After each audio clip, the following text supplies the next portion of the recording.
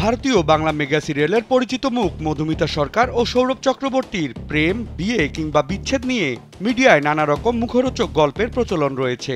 বিচ্ছেদের পর একে অপরের দিকে কাদা ছোড়াছুড়ির বদলে পরিণত দৃষ্টিভঙ্গির প্রমাণ দিয়ে নিজেদের কর্মজীবনে সফলতম সময় পাড়ি দিচ্ছেন দুজনে। তবে সম্প্রতি এক সাক্ষাৎকারে প্রাক্তন স্ত্রী মধুমিতা সরকারকে নিয়ে সাংবাদিকদের প্রশ্নের মুখোমুখি হয়ে খবরের শিরোনামে উঠে এসেছেন অভিনেতা ও পরিচালক সৌরভ চক্রবর্তী।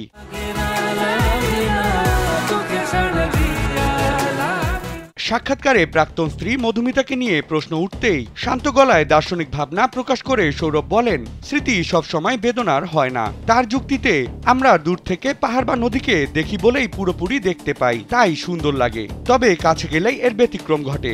সম্পর্কের বিষয়টাও তেমনই, দূরে থাকলেই এর পরিপূর্ণ সৌন্দর্যতা খুঁজে পাওয়া যায়।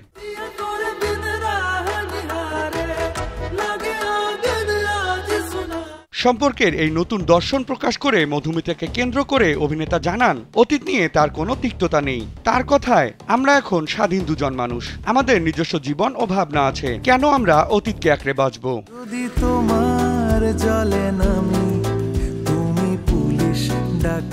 এ সময় তিনি মধুমিতার সঙ্গে কাটানো স্বর্ণালী মুহূর্তে স্মৃতিচারণ করে বলেন, মধুমিতার জন্মদিনে কেক কেটে উদযাপনের স্মৃতি কিংবা তার জন্য করা বিশেষ আয়োজন এখনো মনের কোণে রয়ে গেছে। তবে সেই স্মৃতিগুলো নিয়ে প্রচারবাজি করতে অনিচ্ছুক তিনি। তার মতে, এতে মধুমিতার হবু স্বামী দেবমাল্য চক্রবর্তীর কাছে অপ্রয়োজনীয় বিড়ম্বনা সৃষ্টি হতে পারে। চলতি বছরের শেষে দেবমাল্য ও মধুমিতার 4 হাত এক হওয়া প্রসঙ্গে সৌরভকে প্রশ্ন করা হয়েছিল, আমন্ত্রণ পেলে তিনি কি অনুষ্ঠানে যোগ দেবেন।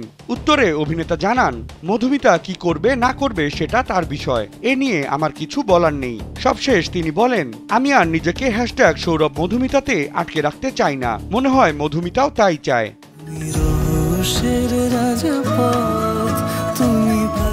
বিনোদন ডেস্ক, কালবেলা।